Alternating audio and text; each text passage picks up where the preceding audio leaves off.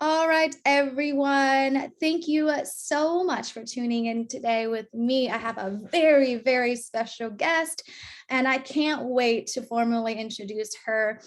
Just so you know, this person is so incredible and amazing. I've been following her for a little while now, and I'm so grateful to have you on the show with us and in contribution to the listeners and things like that. Thank you in advance for your time. So with me today is an incredible lady who is an entrepreneur, author, artist, and a trailblazer indeed. She is the founder of T3, an innovative digital agency that grew under her leadership for over 30 years in the largest women-owned independent agency in the United States. Through her speaking career, her book, Cowgirl Power, I love the title, How to Kick Ass in Business and Life, and custom leadership training. She empowers the next generation of business leaders to take their big leaps in their careers and lives. She's a contributor to Forbes and recently found and launched her Women Who Mean Business, a women's development program that is where she co-teaches at Macomb School of Business at Utah. In Utah, is it Utah? No, it's University of Texas in Austin. Okay, University. Yeah. Thank you. She's also an artist. She is bold and vibrant, as you can see. She loves to paint, and her work is shown in several prestigious galleries around the country, including New York City and Santa Fe, and Texas Monthly Magazine, and named her as one of the top 10 artists to collect now. She is currently on the cover of Texas CEO magazine. Her home and private art gallery is in Texas Hill Country, and that currently feature on also in Austin Homes magazine. And she's receiving awards, including, oh my gosh, so many things, recognition from the University of Texas and distinguished alumni awards as well. So please help me welcome, with no further ado, Gay Gaddis. Thank you so much for being here with us, Gay, today. Oh, well, thank you so much for inviting me. This is a fun time. So Yes. So I would love to sit and hear about everything about you, but of course our time is limited. So let's just start by asking, because you've done so many things, please share with us a short story or your story of how everything started for you and what really inspired you to do what you do today, Gay. Well, when I started my company in 1989, a lot of you may not have even been around then, but the country was in a very, very deep recession. And Texas was particularly hurt at the time. The savings and loans failed and the real estate market just tanked. I mean, I always said that the real estate wasn't worth the dirt it was built on.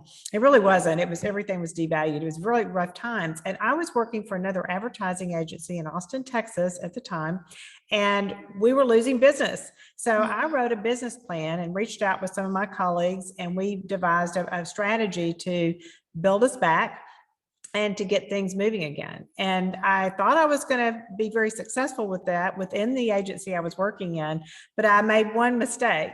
And that was that I did not bring the president of the company along with me. And so all of a sudden I just announced this plan to our advisory board. He was taken aback because I was taking this strong leadership step and kind of overstepping him in a way. And so he rejected it and said, no, we're not going to do this. Well, immediately I just decided I've got to go do this, because I was so invested in my strategy and how we were going to really make a difference in the market. So I quit. And I was so broke at the time. I mean, seriously, I quit the next day and I got mad and quit and cashed in my $16,000 IRA, which is all I had to my name, and started a little agency. And that was where it all started back in 1989 in sleepy little Austin, Texas. You know, everyone's so enthralled with Austin today, but Austin was not much going on back in 1989 in Austin. And so we just dug our heels in, and I had 2 other employees, and that was it, just me and 2 others. And we had 3 clients to start with, and off and running we went. And it was a really, really exciting, scary journey, but it paid off. I'm so glad I did it. It was the best thing I ever did.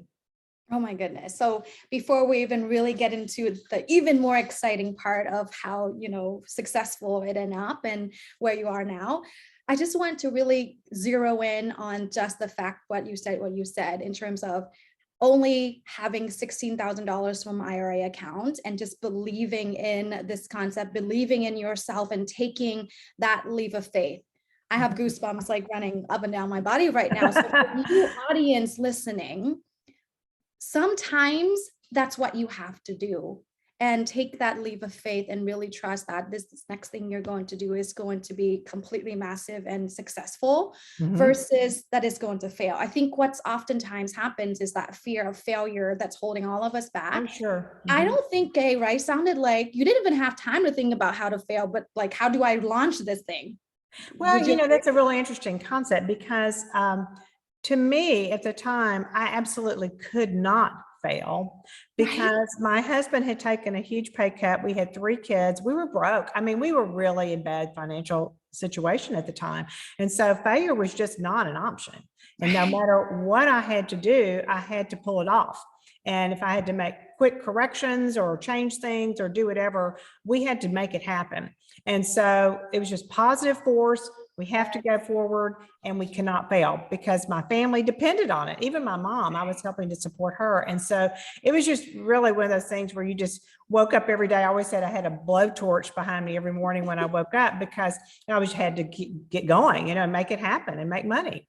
Yeah, so that's exactly, I had a feeling that was what you were going for, was success was the only option. There's no option to fail. So well, sometimes when you start a business, you do have a safety net, but I did not have one. And so this was it. And if it didn't work, then we were all pretty much in bad shape.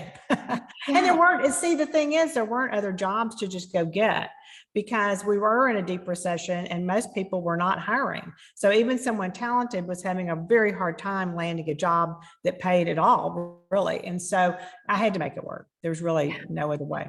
Yeah, we'll get to circle back to this beginning in a little bit, because it's very relevant to what's really going on right now, right? Like very similar to where you were and with the direction that we're going. But let's focus on the positive. Talk to us more about how it all panned out. I mean, I'm sure there were challenges. I guess share with us a couple of challenges that you were able to overcome and made it a real success for you and for your family.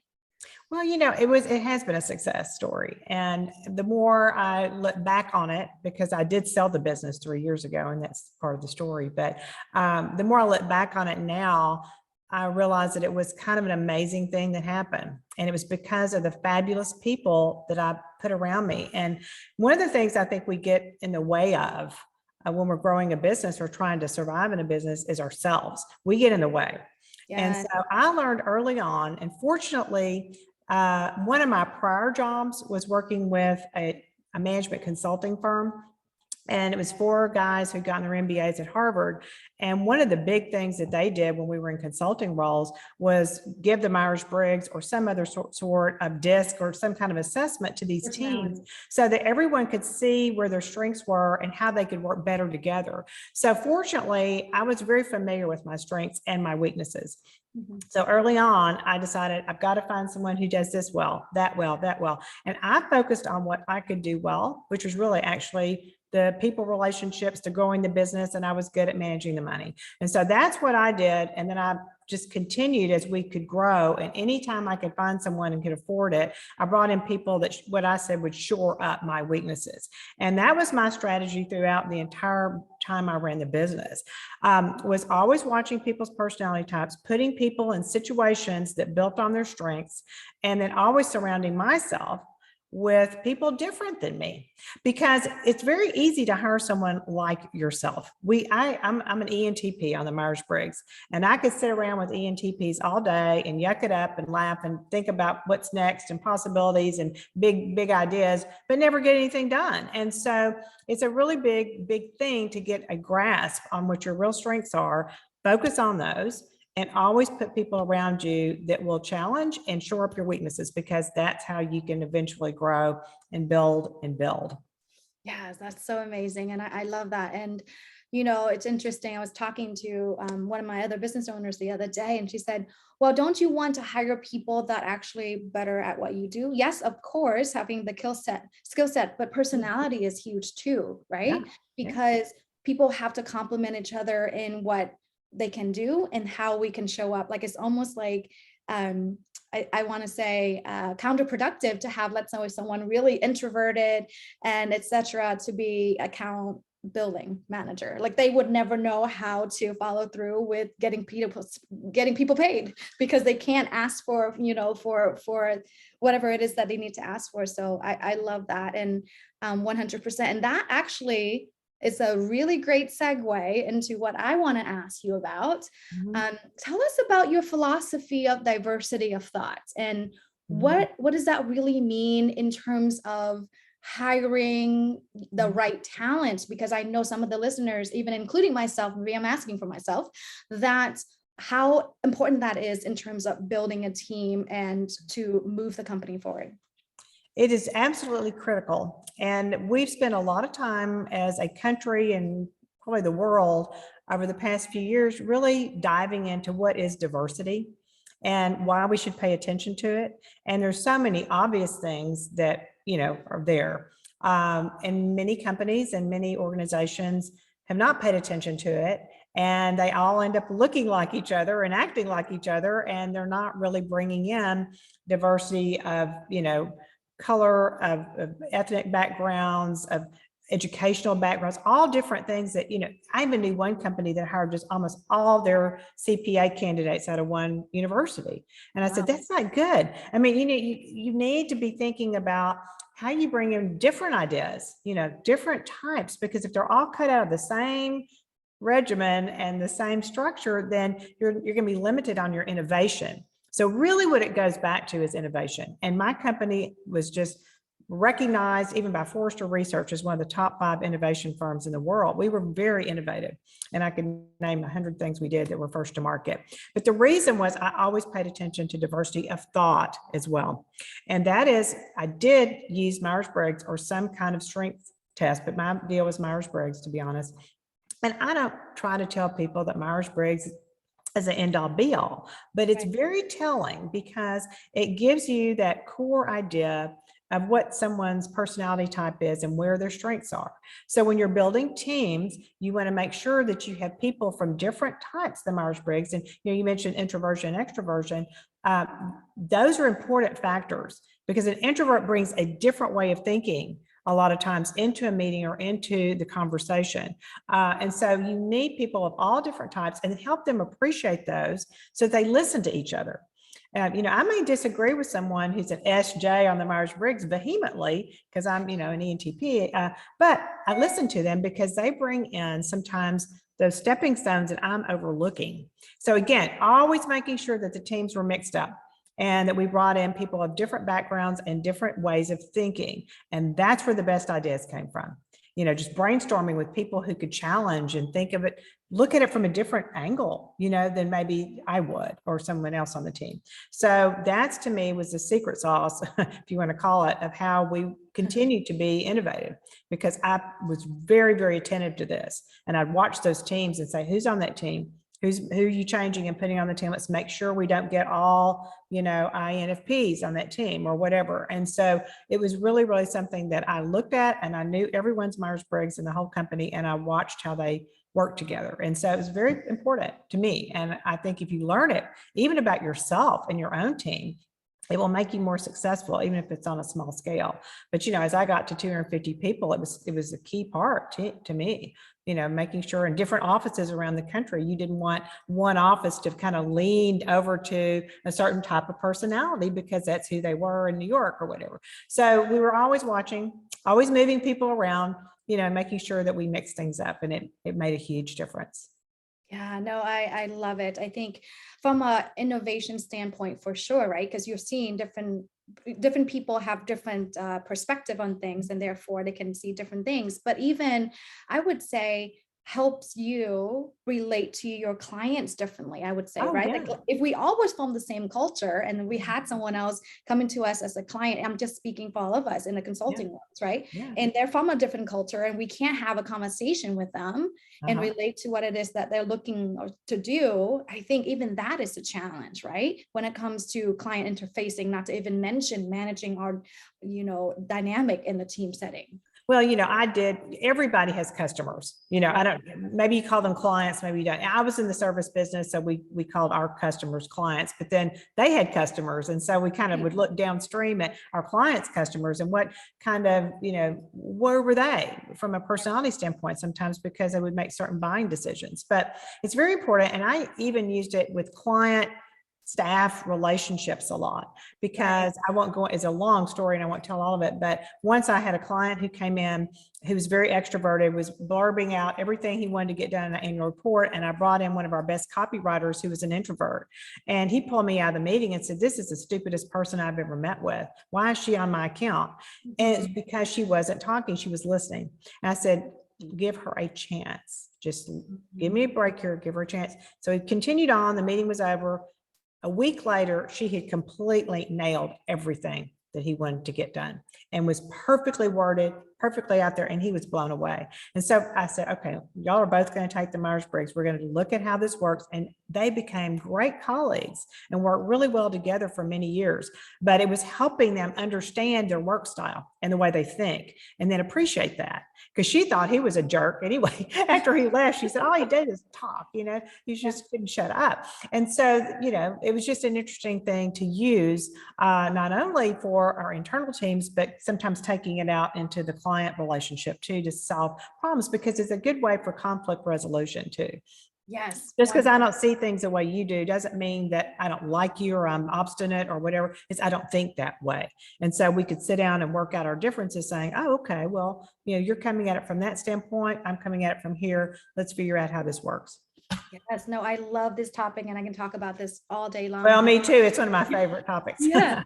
I think it's, because we love people, and I think it's fascinating to me because coming from my psychology backgrounds, but even I agree with you, right? In approaching different clients of mine really depends on, well, first of all, the learning style, first of all, and who they are, personality, and I would know how to approach them. So for example, if I am coming to one who is more introverted and really, really bold and loud and authoritative, that person may take it back and I'm not going to be able to get through. So it's so super important. And I wish I knew this, but I learned it really the hard way by taking on wrong business partners.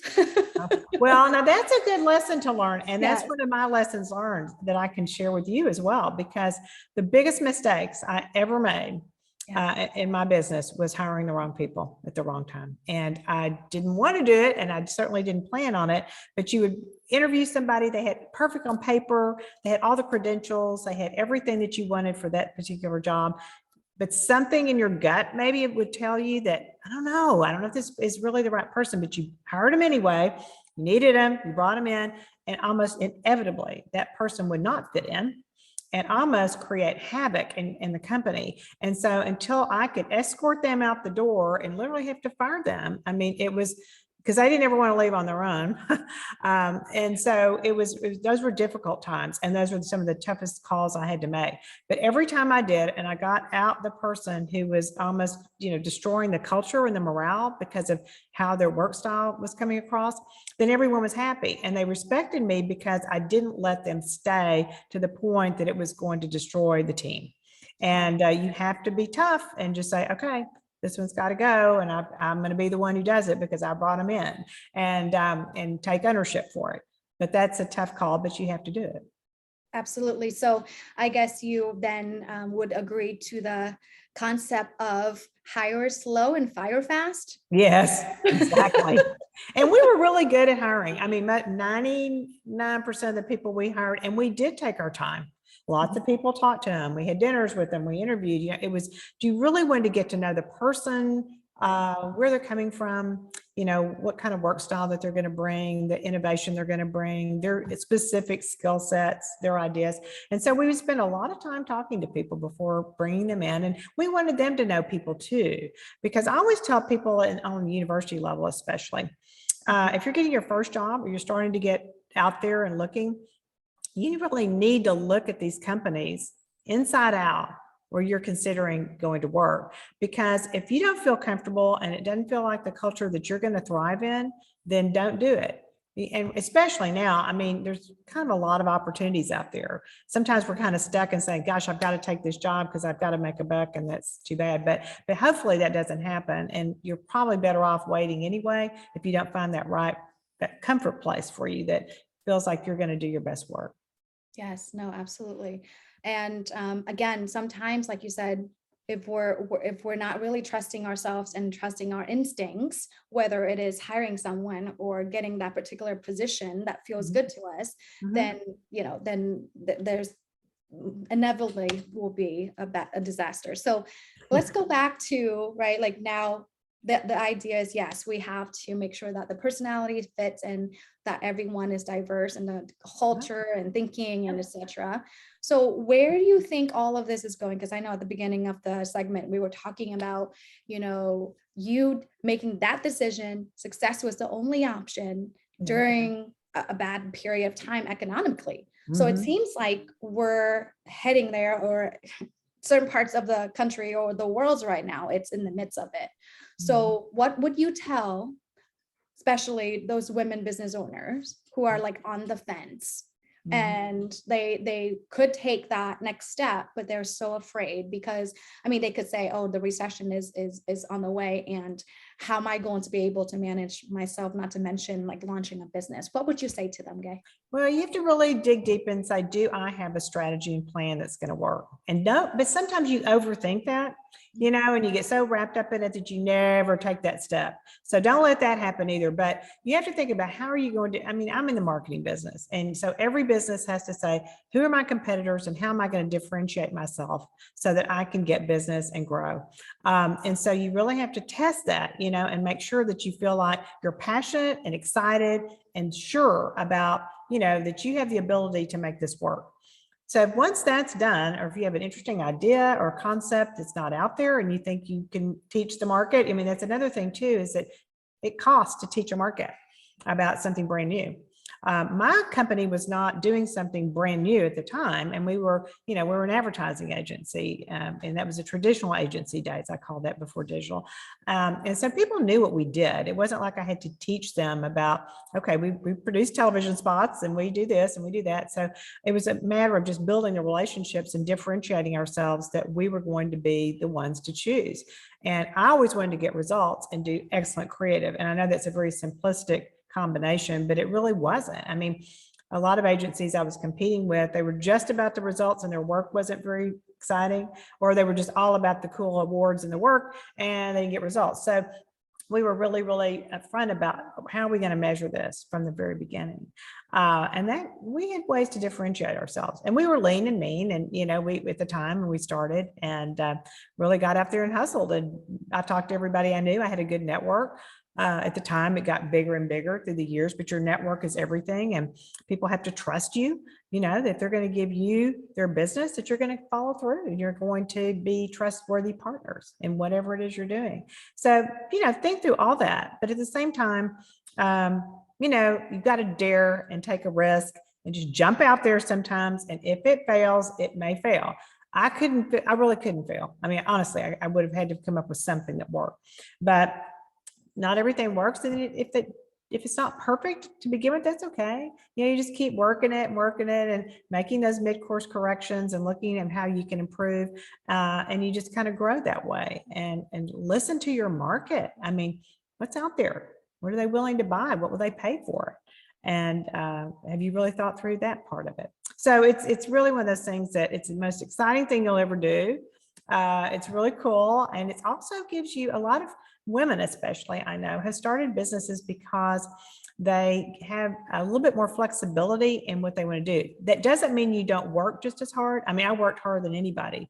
Yes. But, when I first started my business, my daughter was just getting into horseback riding, and she was like 3-4 years old and she was already interested.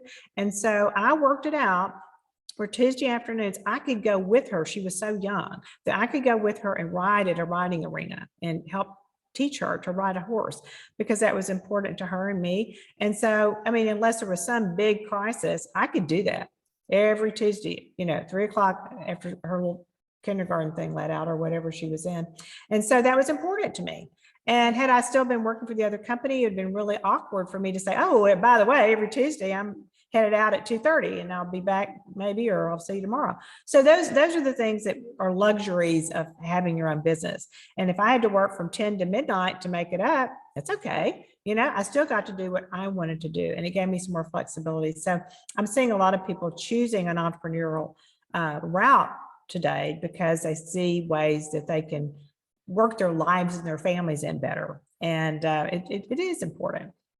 100%. And that's another thing that I think I'd even have to ask, and you touched on it already, is really understanding the expectations of what it's like between, having a job or being a business owner. There's always pros and cons. And I think it definitely depends on the person's, I guess, values and what they want in life. Yeah. Ultimately, what are they willing to sacrifice for, right? I mean, it's ultimately, yes, there's fear involved, there's risk, there's all of that. But for someone who I think who wants flexibility and wants to prioritize family and connection, entrepreneurship is the only way. I mean, I cannot imagine having to raise two kids right now, a 5-year-old and a 2-year-old, working a position. Not to say that corporate or the 9 to 5 is bad at all. No, and I think a lot of companies, because of COVID, have become a lot more savvy about how to work with their employees. And so that's a good thing probably for women that happen. But one other thing I'll say about when you start a business and throughout the entire time, I have this real simple phrase that says, know the money. And you've got to understand the finances of your industry and your business and watch it like a hawk. That's how I survived recessions and all the bad things, because I made quick decisions when I had to, when the money was moving. And when we would lose business because of a recession or an account change or whatever, it's tough. And I just had my head around the numbers all the time. And I think it's absolutely critical. You've got to understand the finances, again, of your particular business inside and out. And you can't delegate that to anybody. I mean, you can have a CFO and a CPA and all that stuff. Yes. But as far as just knowing it, you got to know your business, and then you can make good decisions because of it. Yes, I agree. Well, I feel like I've learned so much just from the last, I want to say 25 minutes from you. And thank you so much for everything that you are and what you've been doing up until this point. If you have any last minute remarks for the audience, we would love it. But otherwise, it has been a pleasure. Thank you so much. Well, one quick last thing, you can go to gaddis.com, because even though I sell my company, I still have many things going on, including my paintings. You can see those. You can sign up for my newsletter. I do a newsletter that comes out every other week, which they're short, sweet, but they give pearls of advice. And people seem to like those. And so if you can sign up for the newsletter. And then last, if you're interested in the program that we were talking about at the University of Texas, it's called Women Who Mean Business. You can find that on my site too. And it's a great program for women who are either entrepreneur or corporate, and they want to really grow into that next big level. It's not for the entry level women. It's more for 10, 15, 20 years experience, or at least over 5. And so we've been real successful. It's working. So if anyone is interested in any of those things, just go to gaddis.com and you can learn as much as you want about it. So invite you to come visit us there.